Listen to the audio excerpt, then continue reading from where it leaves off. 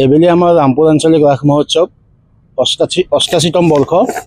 এই 88তম বৰ্ষত আমি 13 দিনীয়া কাৰ্যসূচীৰে উদযাপন কৰিম। অহাকালি 5 নৱেম্বৰৰ পৰা 17 নৱেম্বৰলৈ 13 দিনীয়া কাৰ্যসূচীৰে উদযাপন কৰা হ'ব ৰামপুৰ আঞ্চলিক ৰাস মহোৎসৱ। এই ৰাস মহোৎসৱত আমি আগৰ তুলনাত এইবাৰ অলপ কিছু ব্যতিক্ৰমী চিন্তা চৰ্চা কৰিছোঁ। দেখা যাক সৰ্বমন ৰাইজে কেনেকুৱা সঁহাৰি জনায়। যদিও এইবেলি গোটেই অসমবাসী ৰাইজে জ্ঞাত, আমাৰ অসমৰ হিয়াৰ আমঠু জুবিন গাৰ্গৰ বিয়োগত সকলো অসমবাসী ৰাইজ এতিয়াও মৰ্মাহত হৈ আছে। গতিকে তাৰে মাজতেই আমি ৰাস মহোৎসৱখন চলোৱাৰ বাবে প্ৰস্তুতি চলাই আছোঁ। আমাৰ শুভাৰম্ভণি অনুষ্ঠানত আমাৰ প্ৰতি বছৰে আমাৰ স্থানীয় বিধায়কদেৱে ৰাস মহোৎসৱৰ দ্বাৰ মুকলি কৰে। এইবিলাক তেখেতেই কৰিব। এইবিলাক বিশেষ কাৰ্যসূচী হিচাপত আমাৰ ৰাস মহোৎসৱৰ ৰংগমঞ্চত আমি মানৱ প্ৰতিমা প্ৰদৰ্শন কৰিম। আমি প্ৰতি বছৰে কৰি আহিছোঁ, এইবেলিও কৰিম। তাৰ লগত আমাৰ আনন্দ মেলা থাকিব আৰু সাংস্কৃতিক অনুষ্ঠান থাকিব, যাত্ৰা অভিনয় থাকিব আৰু ঘোষানাম পাৰ্টি। আমি ধৰ্মীয় অনুষ্ঠানত বেছি গুৰুত্ব দিছোঁ এইবাৰ। আমি সাংস্কৃতিক অনুষ্ঠান 3খন ৰাখিছোঁ আৰু অহা 6 নৱেম্বৰত আমি ৰাখিছোঁ দিহানাম প্ৰতিযোগিতা। দিহানাম প্ৰতিযোগিতা 6 নৱেম্বৰত আমাৰ ৰাস মহোৎসৱৰ অস্থায়ী মঞ্চত আমি অনুষ্ঠিত কৰিম।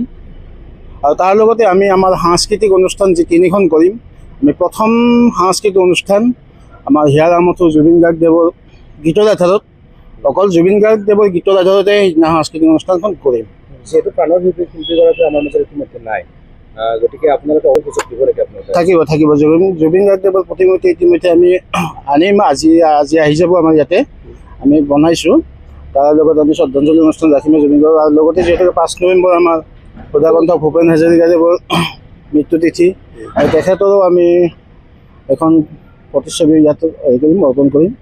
যিহেতু এই ক্ষেত্ৰত অৱশ্যে আমাৰ ওচৰ চুবুৰীয়া ৰাইজৰ পৰা দান বৰঙণি, আমাৰ যিবিলাক ষ্টল থাকে, আমি এইবাৰ 52টা ষ্টল কৰিছোঁ। ৰাস মহোৎসৱৰ ষ্টল 52টা তাৰ পৰা আহে। আৰু লগতে আমি সৰুকৈ আমাৰ কেৱল শুভাকাংক্ষী আৰু সদস্যৰ মাজত এখন উপহাৰ কুপন খেল পাতিছোঁ। সেইখনৰ পৰা কিছু আমি আশা কৰিছোঁ আৰু পাম বুলি। বাজেট কিমান মান? এইবেলি বাজেট আমাৰ 55 পৰা 60 লাখৰ ভিতৰত। কি ক'ব ৰাস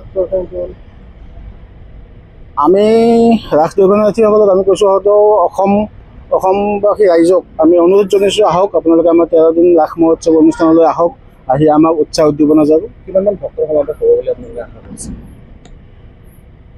এতিয়া বৰ্তমান যিহেতুকে এটা শকৰ দিন চলি আছে, আগৰ তুলনাত হয়তো তেনেকৈ হয় আজি এতিয়া ক'ব নোৱাৰি। তথাপি চাওঁ আৰু আশা কৰিছোঁ আৰু হ'ব বুলি। নিৰাপত্তাৰ দিশত আমাৰ প্ৰশাসনৰ দিশটো আছে। প্ৰশাসনৰ দিশে আমাক ভালদৰে নিৰাপত্তা দি আছে প্ৰতি বছৰে। লগতে আমাৰ স্বেচ্ছাসেৱক বাহিনী আছে।